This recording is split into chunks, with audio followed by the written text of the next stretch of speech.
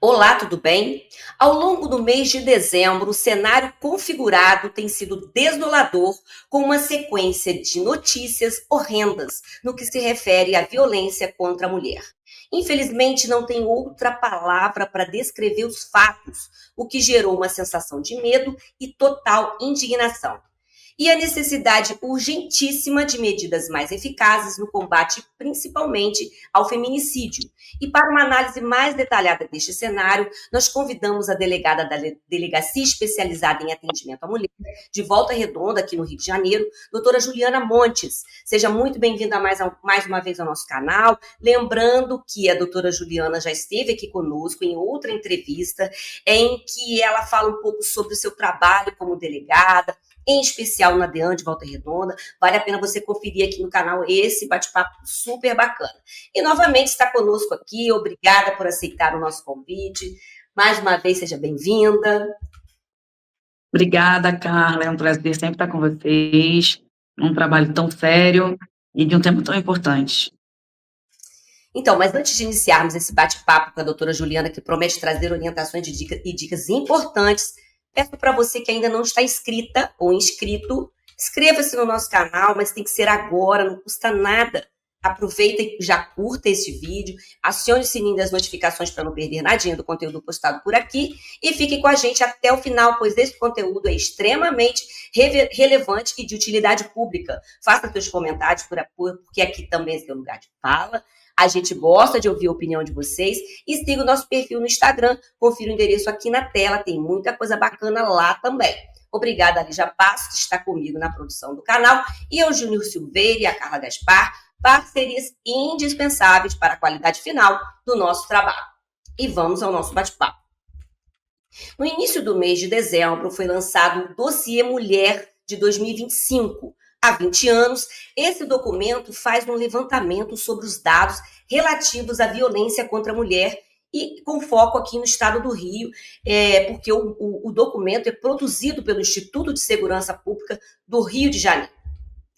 E os números apresentados neste ano revelam essa triste realidade que estamos vendo com frequência, seja no nosso cotidiano e também divulgado na imprensa e nas redes sociais. Alguns dados se destacam, como, por exemplo, o aumento em 10 anos, no período de 10 anos, um aumento de 5.000%, é isso mesmo, 5.000% no número de denúncias de violência psicológica na internet. E o registro também de 154 mil casos em que mulheres sofreram algum tipo de violência, o que equivale a 18 vítimas por hora. Dados muito desoladores. O dossiê também traz outros dados, como recorte de raça, estatística dos tipos de violência, entre outros aspectos, para nortear as políticas de enfrentamento. Diante disso, doutora Juliana, qual a sua avaliação sobre estes números? Eles podem estar revelando também que as mulheres estão denunciando mais, o que esses dados mostram de fato sobre a violência contra a mulher. Faz para a gente uma análise desse escalonamento. Sim, Carla. Primeiramente, Então, a gente queria falar sobre um pouco também desse escalonamento desses 20 anos do dossiê também, né? E as causas. A gente queria fazer um entendimento desse cenário, né? Sim, primeiramente eu quero elogiar, né? Dossiê Mulher é um trabalho impecável de estatística. Ele utiliza o banco de dados da Polícia Civil, analisando registro de ocorrência por registro de ocorrência, para fazer esse levantamento com diversos recortes, né? É um documento que é muito útil e muito utilizado para estudar a necessidade de políticas públicas, né? Implantar políticas públicas, alterações legislativas, e a gente tem um panorama geral da violência, né?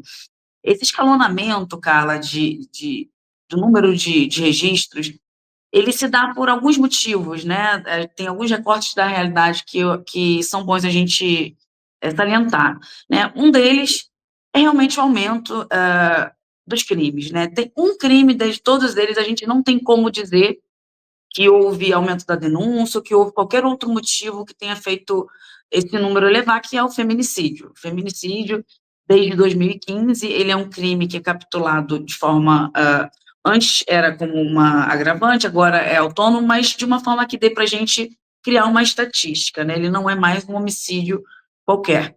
Então, o feminicídio é o único que não tem como ter outros fatores que influenciam. Mas os demais crimes, nós vemos, sim, o aumento de confiança das mulheres no aparato estatal, no sistema judiciário, nas forças policiais, e isso se dá à devida divulgação, aos trabalhos de palestras, os trabalhos educativos, elucidativos, que todos os órgãos se propõem a fazer e fazem muito bem, né? E a prestação do bom serviço também. Mas, por exemplo, esse dado super alarmante do aumento da prática de violência psicológica e de violências, no geral, pela internet, isso se dá também, né, pelo aumento do uso da internet, pela banalização, né, desse canal, e para a internet estar nas nossas mãos, ao nosso alcance o tempo todo. Eu tenho o costume de dizer que o marco da internet, ele mudou a humanidade, isso é um fato indiscutível, né? Mudou a forma como nós vivemos e a forma como nós nos comunicamos. E a internet, ela é como se fosse a energia nuclear. Ela é uma força que pode ser magnífica, grandiosa, que pode ser usada maravilhosamente bem, tanto para o bem quanto para o mal, né? A energia nuclear, se for usada para o bem, ela pode nos trazer uma força de energia limpa eterna, mas se for transformada numa bomba, ela pode destruir o planeta. E dessa forma a internet, ela é utilizada, né? Ela traz vários avanços, mas nas mãos de pessoas com mais intenções, ela se torna uma arma mortal, de alcance incomensurável de pessoas, né? Tem sido utilizada para atacar mulheres individualmente, por parceiros, ex-parceiros, familiares, e para propagar o ódio e a misoginia, né? O ódio contra as mulheres, propagar a violência, né? Instigar a prática de crimes. Ô, doutora Juliana, a gente queria também falar sobre um dado apresentado pelo dossiê, que dos casos de feminicídio, 71% das vítimas são mulheres negras. Os dados são sempre assim, né? Muito grandes, né? Muito altos, né? E a gente queria falar um pouco, esse dado, ele revela que é mais uma herança do patriarcado, que está de mãos dadas com o racismo estrutural. Esse dado alarmante revela o quanto as políticas públicas precisam atuar nesse cenário de forma assim, mais eficaz. E em relação às mulheres pretas, elas precisam ser incentivadas, embora o dado é bem alto, mas elas ainda precisam ser incentivadas a denunciarem mais. Por que elas às vezes não denunciam? Quais os instrumentos de segurança que precisam estar mais ativos e disponíveis para que essas mulheres se sintam protegidas para tomarem essa atitude de denúncia, porque é onde começa o processo, né? A denúncia é o primeiro passo, né, doutora Juliana? Então, vamos falar um pouco desse recorte, como você analisa isso? Sim, Carla. A gente chama isso de interseccionalidade de vulnerabilidades, né? As pessoas são consideradas vulneráveis dependendo de alguns papéis que elas ocupam na sociedade. Ser mulher é um desses papéis, ser uma pessoa negra é um desses papéis, e aí a gente pode somar outras vulnerabilidades que agravam a situação da pessoa, né? Fazem ela um alvo de diversos tipos de violência, como, por exemplo, se nós tratarmos uma mulher que é negra, mulher, e é homossexual, ela vai sofrer mais um nível de preconceito, ela vai sofrer com machismo, com racismo, com homofobia. Se for uma mulher que é de uma classe social mais baixa, ela vai sofrer preconceitos.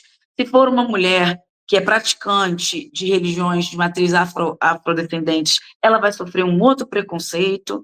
Então, a gente vai tendo umas camadas de preconceito que se sobrepõem a depender, né, de quem é essa pessoa. Isso é um fato.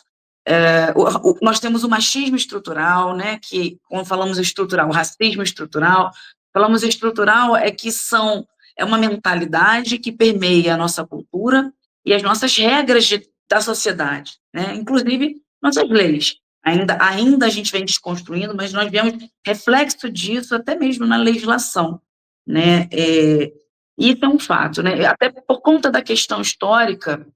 Nós vemos que temos uma questão socioeconômica em relação às pessoas negras, né? nós vemos que o Estado tem muita dificuldade de chegar nas comunidades. E isso inclui as DEANs, isso inclui a Patrulha Maria da Penha, né? E a gente vê esse dado alarmante de 70%, arredondando, né, de mulheres negras vítimas de violência, e eu lhe digo que a subnotificação de mulheres negras é muito grande ainda. Então, se nós tivéssemos acesso à realidade, né, se todos os nossos dados refletissem a realidade, esse número seria ainda muito maior.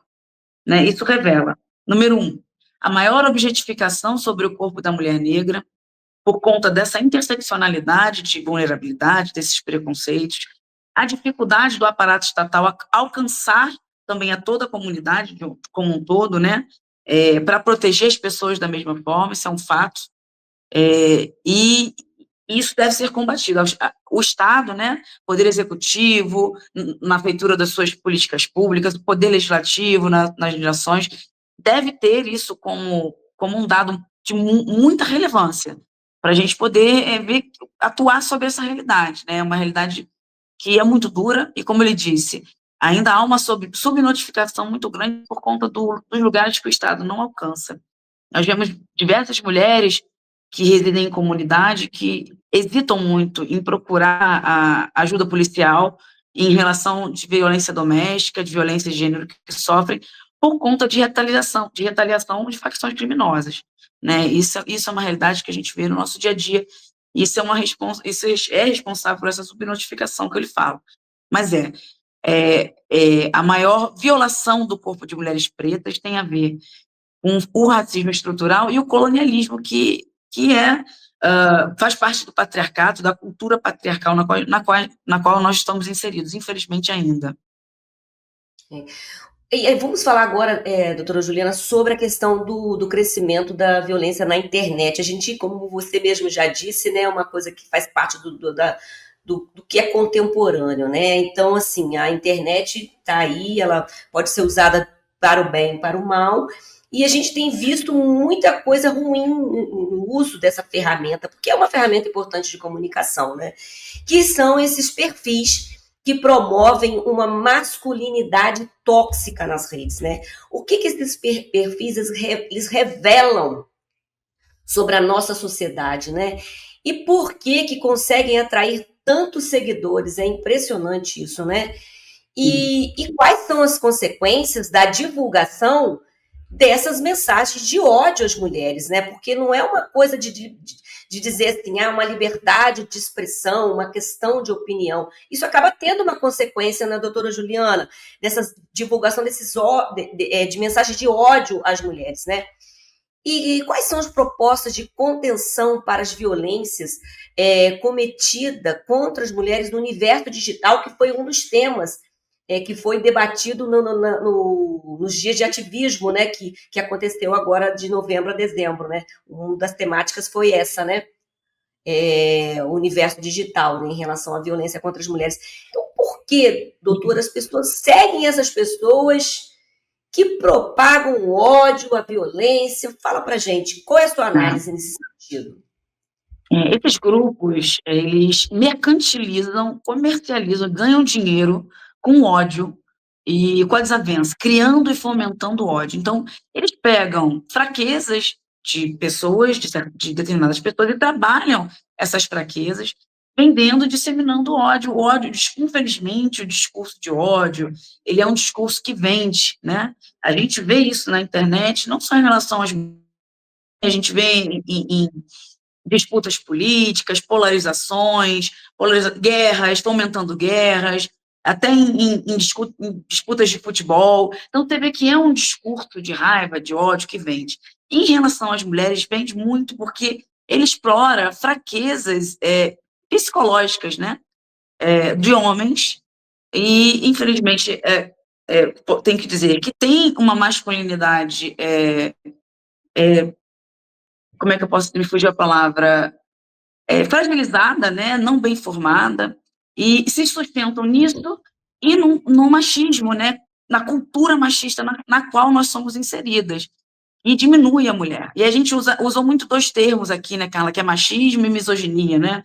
Então, o machismo ele é uma estrutura social, a gente pode chamar de estrutura, de cultura, é um conjunto de pensamentos e normas de comportamento que julgam a mulher inferior ao homem e submissa.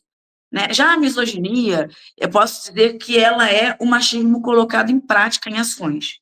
Né? É quando você ataca mulheres. Você, efetivamente, com essa mentalidade de que as mulheres são inferiores e submissas, você as ataca com diversos tipos de violência que nós conhecemos e nós temos na internet, né? Como o maior campo de ataque de violência moral e psicológica contra as mulheres. Então, o que esses homens fazem, e não são só homens, nós vemos mulheres fazendo isso também, né, que na maioria são homens, mas digo que há mulheres que também participam dessa organização criminosa, que é o que isso e tem que passar a ser tratado como tal. E o que eles fazem é instigar a prática de crimes, né? Quando você instiga o ódio, você instiga a violência, e a violência manifestada, ela é crime. Então, já passou do tempo, Carla, de a misoginia, da forma que eu expliquei, ela também ser considerada crime. E, ao meu ver, eu acho que o caminho mais natural e o que está prestes a acontecer é ser incluída a misoginia na lei de racismo como equiparada, assim como o foi a homofobia. Né? Isso já passou do tempo de acontecer. A homofobia foi incluída ali como equiparada ao crime de racismo, como equiparada ao crime de injúria racial, justamente por conta da necessidade de frear os discursos de ódio e fomentam a prática de violência interpessoal. É isso que acontece, né?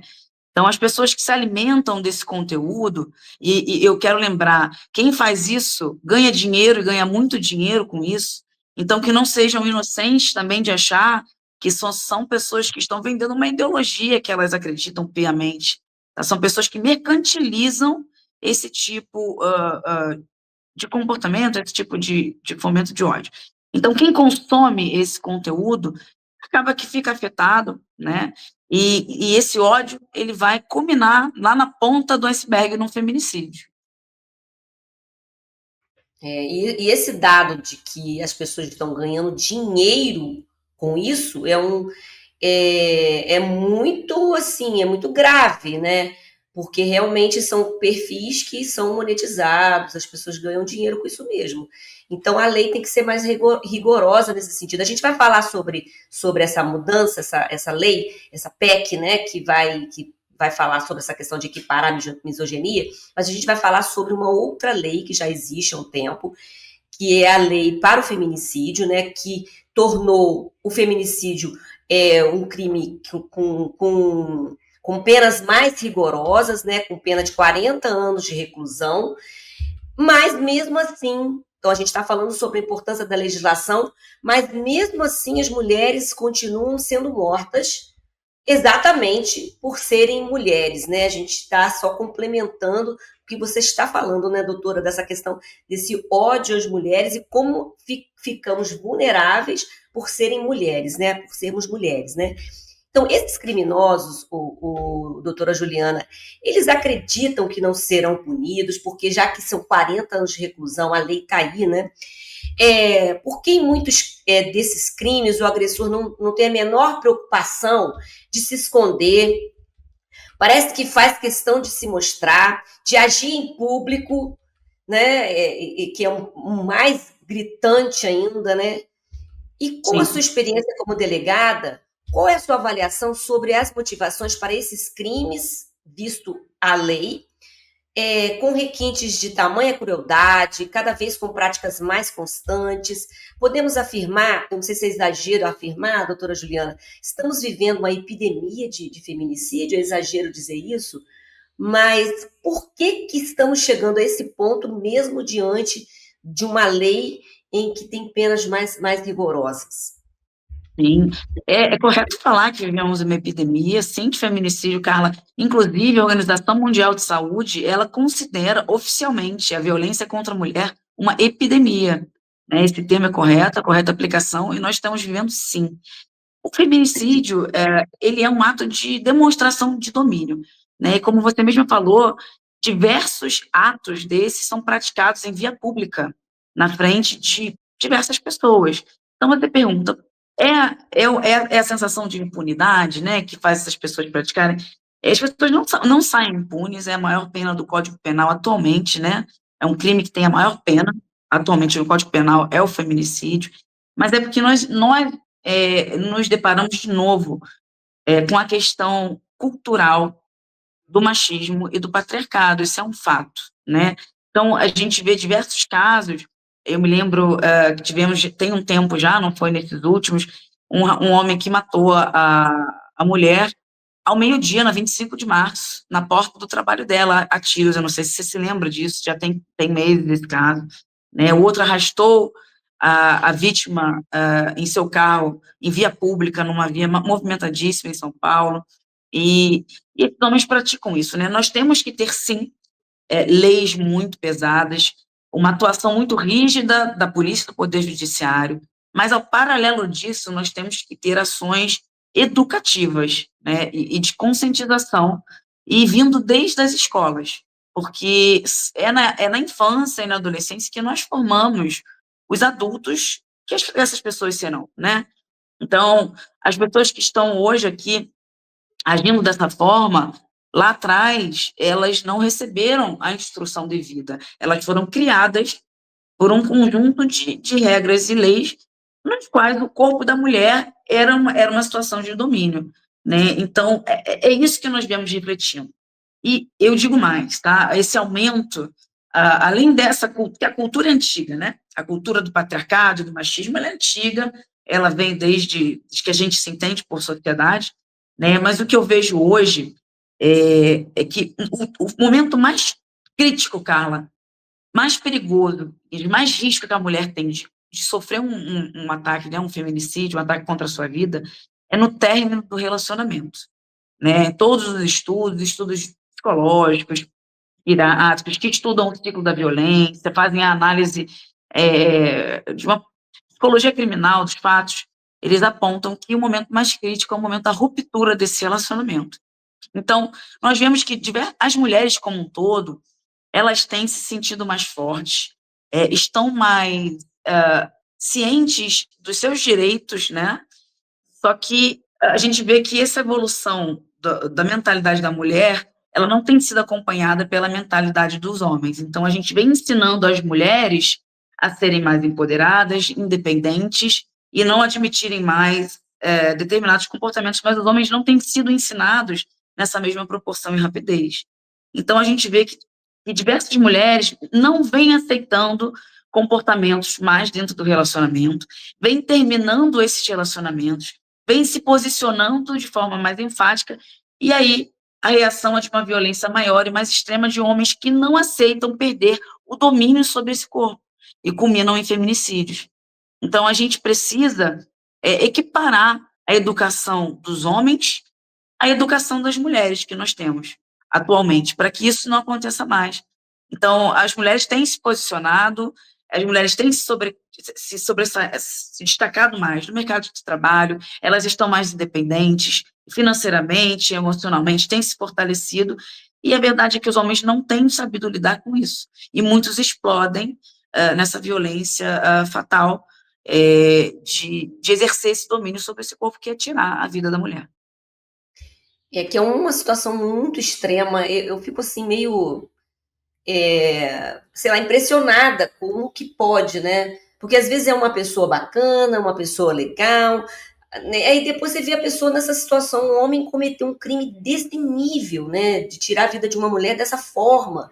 É assustador, né? A gente que tem filhas, tem neta, a gente fica imaginando esse mundo para essas mulheres, né? Mas a gente tem que confiar nessa questão das mudanças, principalmente na questão da legislação, e a gente vai falar agora, doutora Juliana, sobre esse projeto de lei 896 de 2023, que está tramitando ainda no Congresso Nacional, e que prevê, como você disse, equiparar a misoginia ao crime de racismo, que parece que isso é mais um avanço, né? Se é realmente uma conquista significativa, dentro da sua área de atuação, o que a legislação ainda precisa avançar mais, né? A gente avançou a beça, né? Se você for imaginar que 40 anos no nosso país para um crime, eu acredito que é um avanço, né? E então a gente tem que pensar, temos que ter mais leis mais eficazes é, em relação à violência contra as mulheres. E em relação a essa lei em específico, né, que a gente já está falando sobre esse projeto de lei, caso seja aprovado, né, qual a mudança que pode favorecer a violência, favorecer ao combate à violência contra a mulher no Brasil. E falando um pouco mais, você falou da questão da educação, acho que passa um pouco por aí mesmo, que a gente precisa de mudanças mais profundas, né, doutora Juliana, para serem consolidadas essas mudanças, para transformar a nossa realidade, né? Então a gente tem a lei, mas a gente precisa, junto com ela, a gente precisa fazer outras ações, né, doutora Juliana? Sim, Carla, com certeza. Nós vemos que a gente vê que a masculinidade, né, é ensinada para as pessoas de uma forma de não compreender a inteligência emocional, né, o trabalho de estrutura emocional dos homens muito bem. O machismo, isso não é culpa dos homens, né, aqui a gente não fala de homens, pessoas individuais, a gente fala de um sistema no qual estamos todos inseridos, inclusive mulheres e homens, né, isso deixa bem pontuado. Mas os homens, eles são ensinados e estimulados a vencer na vida de uma forma externa, batalhar, serem fortes, ganharem dinheiro e tudo mais. Agora, os homens não são ensinados na prática a cuidarem de si, a cuidarem de suas famílias, a cuidarem de seus próprios sentimentos, e aí que está a questão, né? É não saber lidar com a rejeição, é não saber lidar com a frustração, que causa esse comportamento agressivo nos homens, e aí que está a educação, né?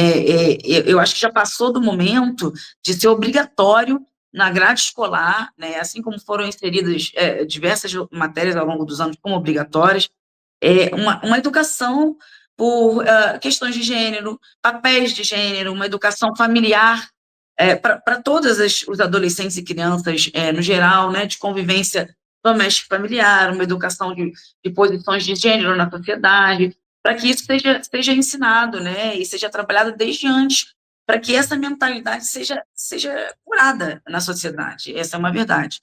E essa alteração legislativa ela é de suma importância, porque ela nos dá mecanismos muito mais fortes de coibir justamente as pessoas que usam a internet para disseminar a prática de crimes, né?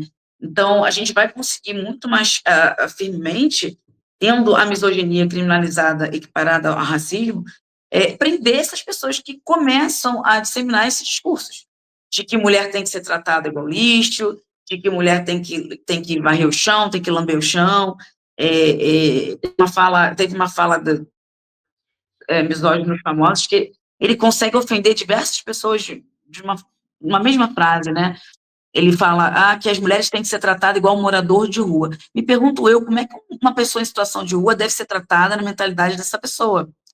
Essa pessoa é a mulher, e a pessoa em situação de rua, seja ela mulher ou homem, deve ser tratada com base no princípio da dignidade da pessoa humana, porque ela é um ser humano, né? Então, a gente tem que começar a aprender as pessoas por disseminarem essas palavras na internet ou em qualquer lugar, né? Então, essa legislação vai ser um avanço tremendo para que a gente possa, na raiz, começar a cortar esses discursos que fomentam a prática de diversos crimes por indivíduos que consomem esse conteúdo. Ô, doutora Juliana, a gente vai falar mais um pouco sobre lei ainda, mas a gente queria ouvir você falar sobre o Levante Mulheres Vivas, que foi um movimento nacional que ocorreu agora, recentemente, no dia 7 de dezembro, depois de todos os fatos, né? Que foi assim, na sequência, várias coisas aconteceram ao mesmo tempo, então parece que foi aquela motivação mesmo que gerou na nossa sociedade em relação ao movimento das mulheres mesmo. Eu queria ouvir você falar sobre isso, sobre essa questão do movimento, o Levante, né, de mulheres vivas, e que foi uma resposta ao nosso grito contra os índices alarmantes de feminicídio, mas também de lesbocídio, de transfeminicídio, né? Então a gente queria ouvir um pouco sua opinião e também falar sobre a PEC da segurança, que pretende incluir na Constituição um novo princípio voltado a assegurar o direito, assegurar direito de vítimas de violência, com foco nas mulheres, né? Então a gente também queria ouvir um pouco a sua opinião sobre essa PEC da segurança, né? Como que ela vai atuar nesse sentido e se é um caminho para endurecer ainda mais as penas para os crimes como o feminicídio. Então a gente queria falar um pouco sobre esse movimento, desse levante, que foi bem bacana, né? E falar um pouco desse outro avanço que é essa proposta da PEC, né? O movimento Levante Mulheres Vivas, ele relembrou, né, a todas e todos nós, o quanto a nossa voz ela é grandiosa e o quanto a gente consegue se organizar como mulheres. E isso muito me emociona. O caminho é esse. A gente não pode se calar como sociedade. Isso são as mulheres falando individualmente e como sociedade. E a gente lembrando historicamente, quando mulheres se levantam da forma como foi e como está sendo agora, coisas grandiosas acontecem. A gente volta lá atrás, na época da Constituinte, nas mulheres que militaram e batalharam para que diversos direitos, e não só relacionados à mulher, tá? As mulheres na Constituinte, elas fizeram valer direitos em relação às crianças, adolescentes, aos trabalhadores, às minorias como um todo. E é isso que as mulheres fazem. Quando elas se levantam por elas se levantam por todos que não podem falar. As mulheres cuidam, é do feminino cuidar. E esse movimento é um movimento que faz isso, assim como foi feito na Constituinte. E eu dou outro exemplo muito pontual de como nossa voz, as mulheres organizadas têm muita força. Na época da criação das DEANs, né, a criação das DEANs no Brasil, ela é vinculada ao caso do Dock Street, né, que teve há muito tempo atrás, um julgamento terrível, em que a Ângela Diniz foi morta. Inicialmente, o Dock Street foi absolvido. As mulheres do país inteiro, como foi feito agora no movimento Mulheres Vivas, elas se levantaram e, por conta desse movimento, teve um novo julgamento. Ele foi condenado, apesar de, a meu ver, uma pena muito leve, mas foi condenado. E daí, desse movimento das mulheres, elas não pararam e veio a criação das DEANs. Elas demonstraram a necessidade de você ter um atendimento com perspectiva de gênero na polícia, no judiciário. Então, é bom a gente olhar para trás e nos fortalecer e saber o quanto as mulheres organizadas movimentam esse país e têm força.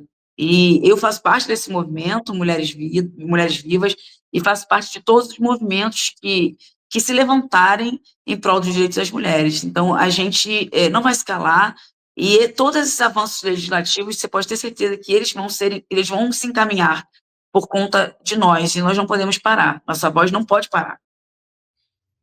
E agora a gente tem mais essa questão da PEC, né? Da PEC da. Deixa eu lembrar aqui. Deixa eu voltar Da aqui. segurança. A PEC da segurança, em que tem algumas questões relacionadas a proteger as pessoas, as mulheres em especial, vítimas de violência. Avalie um pouco sobre isso, que é um tema assim, bem polêmico, essa questão da PEC da segurança, né, doutora Juliana? É um caminho, então, realmente endurecer para que as penas para o crime como o feminicídio, né, ele seja uma forma realmente de intimidar, pelo menos, né, que as pessoas cometam esses crimes, né? Fala um pouco para a gente Sim. sobre isso, doutora Juliana. A PEC da segurança, ela propõe diversas alterações na estrutura da segurança pública, mas em relação às mulheres, a principal proposta é incluir no rol do artigo 5º da Constituição Federal um princípio específico de proteção às mulheres, né? Assim como tem, como há em relação ao repúdio ao racismo, né? Diversos outros. Nós temos o princípio da dignidade da pessoa humana, e deveria abarcar todos esses outros, né? Mas há necessidade que nós pontuemos. E qual é a relevância disso, Carla? Os princípios constitucionais, eles são obrigatoriamente norteadores das legislações, né? E das políticas públicas. Então, sendo inserido um princípio específico de proteção às mulheres, né? No artigo 5º, nós vamos ganhar muita força para exigir leis que façam valer esse princípio constitucional. né, e políticas públicas também. Então, você impedir ou declarar inconstitucionais leis que violem direitos das mulheres, né? Nós já teríamos o princípio da proibição do retrocesso social, mas é mais discutível e mais abstrato. Agora, a gente não vai poder ter uma lei que vá contra o direito das mulheres, e a gente vai muito além do criminal, né?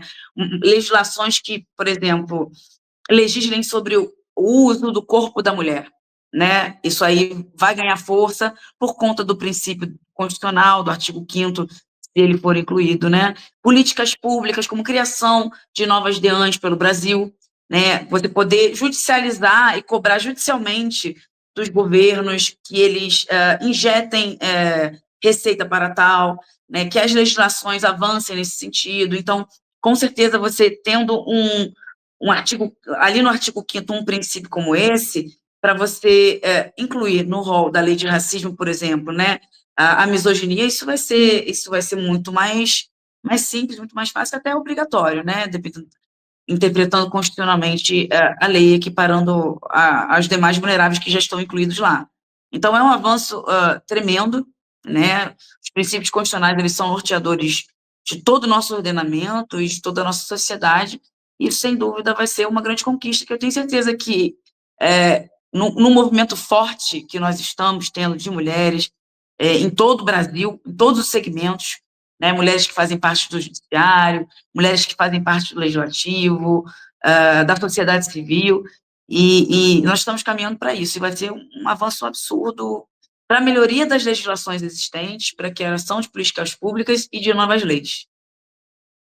Então, doutora Juliana, apesar dos dados, a gente tem esperança, né, que as coisas vão mudar, né, vão melhorar, né? A gente continua aqui nessa luta, né, doutora Juliana? A gente tem muito que agradecer mais uma vez a sua presença aqui com a gente. É sempre bom conversar com a doutora Juliana, ela sempre traz assim muitas coisas positivas, porque, né, traz uma energia boa, apesar de todo esse cenário desolador, porque assim, realmente foi dezembro, final do ano, foi assim, a gente ficou com muito medo, com muita tristeza. Mas a doutora Juliana vem aqui, traz tanta energia positiva, tanta coisa boa, então a gente tem muito que agradecer. Mas a gente também queria agradecer, que a gente queria aproveitar a oportunidade para agradecer a doutora Juliana por ter participado da nossa mesa redonda que o canal promoveu, né, em agosto nós promovemos uma mesa redonda com o título Vozes Femininas pela Igualdade de Gênero, Garantia de Direitos e Vida das Mulheres, né? Então nós promovemos essa mesa redonda e a doutora Juliana aceitou o convite, acho que foi uma das primeiras que aceitou o convite, nós ficamos assim, muito honradas, né, com a sua participação, com a sua presença, com a sua atenção, né, dispensada sempre, não só no momento do convite, mas toda vez que a gente precisa, a doutora Juliana sempre está aqui com a gente. Então, nosso agradecimento, nossa gratidão, minha e da Lígia, por estar aqui conosco, apoiando o nosso trabalho e ajudando aí a fortalecer o movimento das mulheres.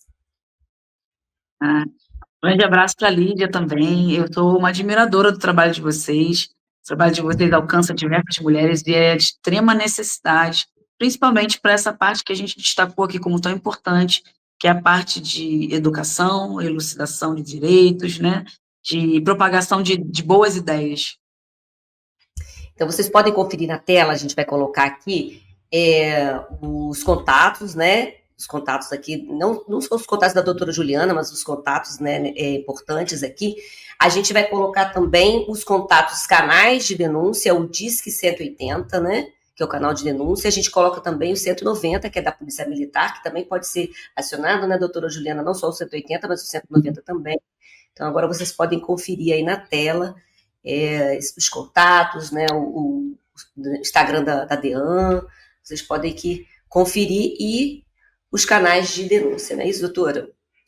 Sim, e eu sempre saliento que, em caso de urgência, ligar 190, né? O 180, ele é um canal de denúncia que você pode também requerer medidas protetivas através dele e elucidar acerca dos seus direitos, é um canal informativo também, mas se você estiver sofrendo no ato ou presenciando uma violência, o canal correto é 190, que aciona a Polícia Militar. É isso aí. Fica a dica aí da doutora Juliana, essa orientação importante.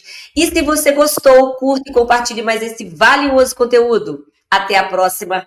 Tchau!